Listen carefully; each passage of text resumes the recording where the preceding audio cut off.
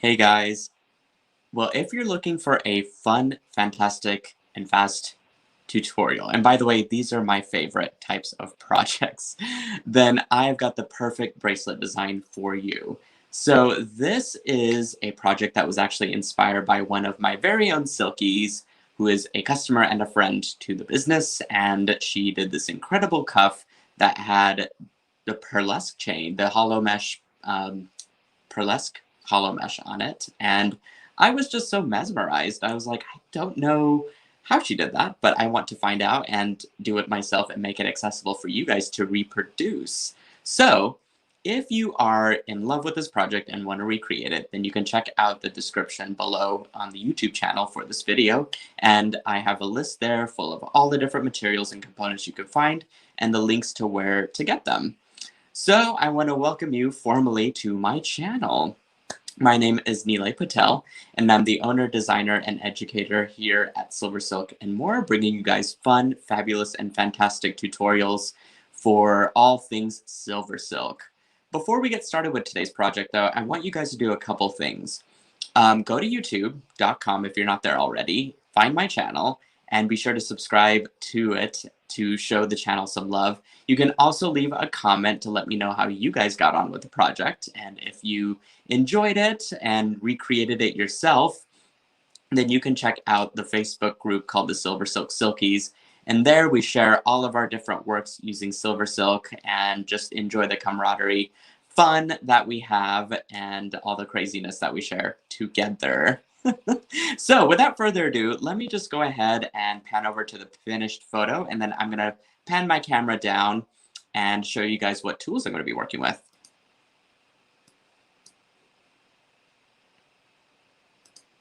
Alrighty. So I've got a few great tools at my table that I enjoy using for these tutorials, and I can't seem to really get away from them. They're just so easily and accessible, and I think hopefully you guys have the same pair as I do. So here I've got a pair of chain nose pliers, and these are from a company called Wubbers, as you can see there on the little label. And from there, I also have a pair of wide nose pliers. Now, these are really special. They've been dipped in a product called Tool Magic. And this stuff is so awesome because once you do your coating on the tool, it prevents from marring, scratching, and abrasion to any of the findings that you're going to be using it for. And it's got a really good, strong grip so that your findings don't slip and like run across or fling across to the other room, other side of the room there. So I really like them for a multitude of purposes there. And then I've got a pair of round nose pliers, which are awesome. These are really strong. They come to a very narrow tapered end. And again, these are all from Wubbers. Love the company. Really quality product and tools that they have. And then I've got a pair of cutters that are not from Wubbers, but they are a very strong pair from a company called Lindstrom. And I use these from everything to beading wire, thread, craft wire, SilverSilk. So they've kind of stayed strong throughout me cutting all sorts of things.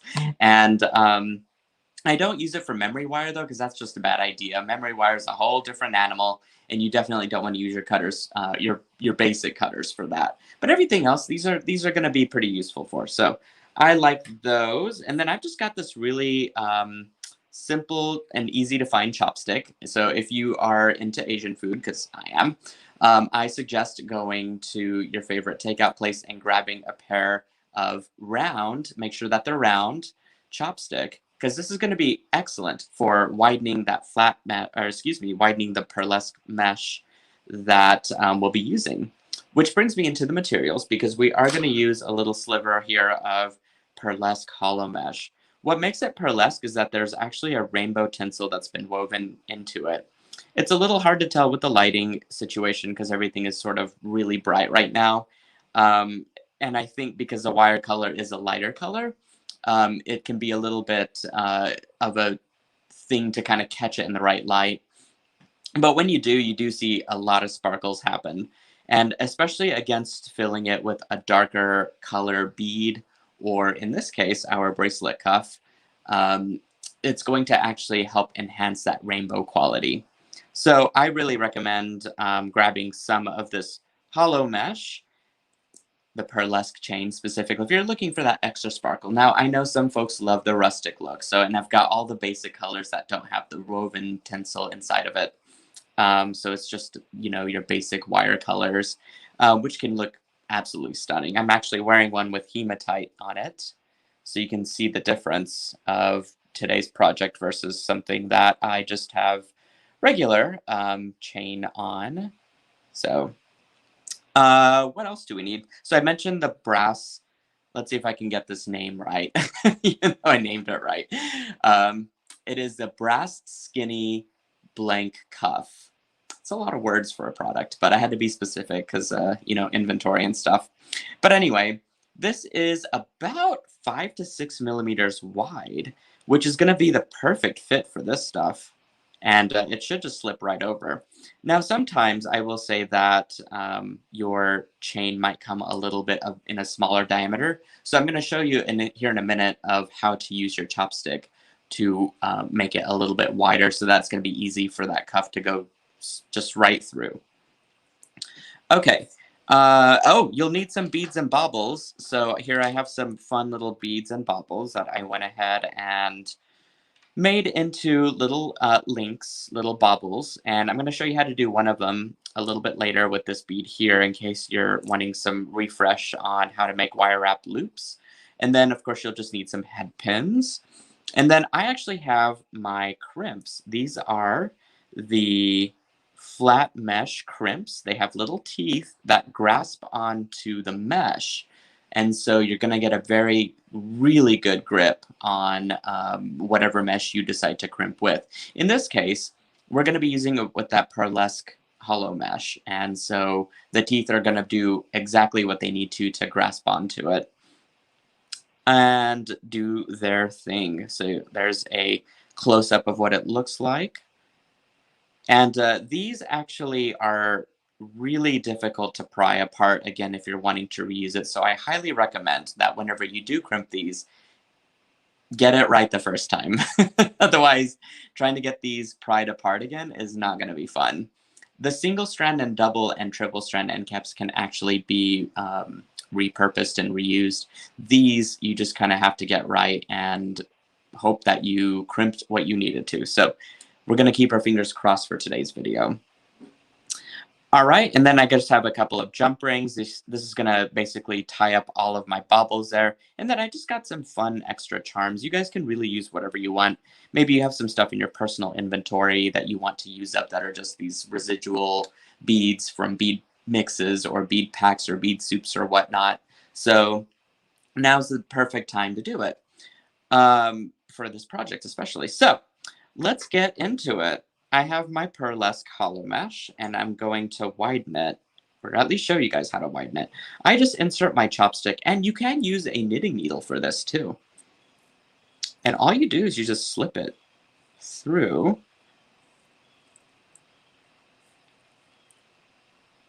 And it should easily just kind of slinky from one side to the other. You can trim your chopstick shorter if you want to. I just left it all smooth. Super easy to do though. And this also allows you to put in bigger sized beads, depending on how big that chopstick or knitting needle that you have on hand can, widen this mesh out to. In this case, I'm just going to be filling it with the cuff here. So really all I'm doing is I'm just going to slip that puppy right on as such.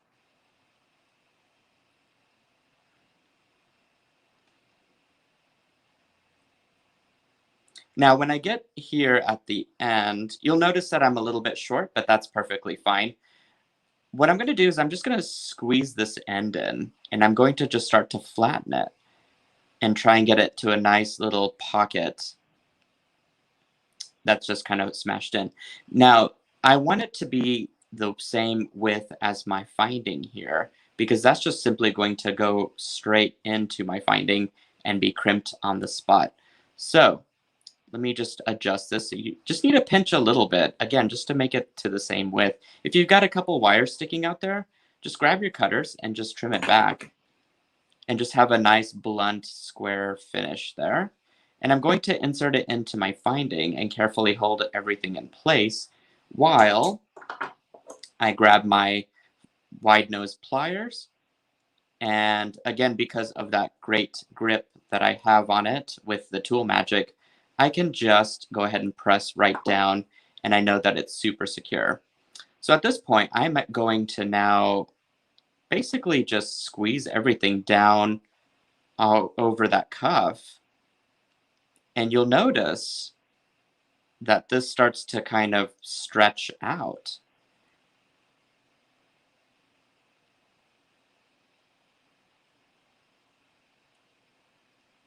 Okay, and I really want to make sure that I do pull pretty hard on this end just to make sure that it's really well aligned with that finding and that I can get out here on the other side too, especially.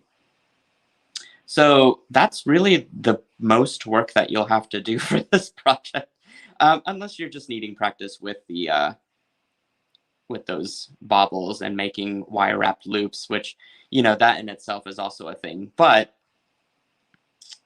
this is the easy part, I would think. Okay, so looks like I've got a little bit sticking out there. That's perfect. You can use up to about 6 inches of this Pearlesque mesh, hollow mesh. But really, I think I just ended up using probably closer to 4 or 5. And so if it comes in a 3-foot spool, you can make a bunch of these.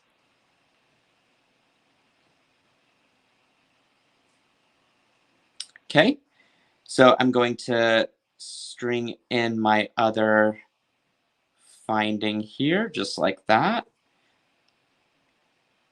and attach it using my wide nose pliers, just like that. Make sure that your logo side is facing up on both ends there. And now you've got a nice clean finish for your bracelet. The cool thing about these bracelets, you can actually widen it if you want to just by stretching it apart. Because essentially we've just added a little bit of extra space there. Or not space, I guess. We added a little bit of extra blank cuff, if you will, just by putting our finding in. So we want to make sure that we have enough space here to have our wrist fit in very easily.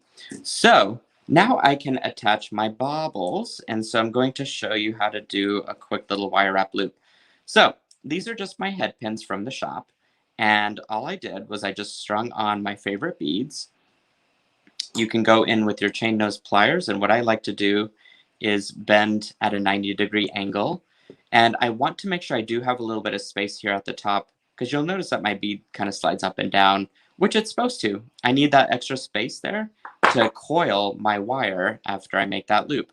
So I'm just going to go in, and I'm going to use the top third of my plier there just to give myself a nice, I would say, humble-sized loop. You don't want it too big, but you don't want it too small either. So, you know, if you're looking for that perfect 2-millimeter sized circle or loop, I would hit up that top third of your plier there. And I just twisted my wire there around. And then I'm going to grab my chain nose pliers, and you can just basically coil the rest of this wire around. Now, if you need some extra hand there, I just use 2 tools to help with twisting that wire around, getting into that small space there. Super easy. And then I'm just going to go in and cut it, that little extra bit there with my plier, my cutting tool there. I think I got it. Yep. And then I can go back in with my chain nose pliers and just make sure that that little end isn't poking out. And I've got an instant, pretty good looking bauble there. And so I'm going to take my jump rings, and these are about 6 millimeters in size. I'm going to just string that right on. And then you can pick and choose which baubles you want to string on. So I'm going to do those two and reconnect my jump ring just by pressing it together. And then on this side, I think I'm just going to connect the 3 that I had before. So we'll do our little tassel. Found that in my bead stash. And then I found these other beads that I just ended up making baubles together with as well. And then you simply just press it shut. So there we go. And that is a bracelet that you can do in minutes. Gift it to someone that will enjoy wearing it. You can wear it backwards. You can wear this forwards. You can adjust the wrist size just by pressing on the cuff if you want to.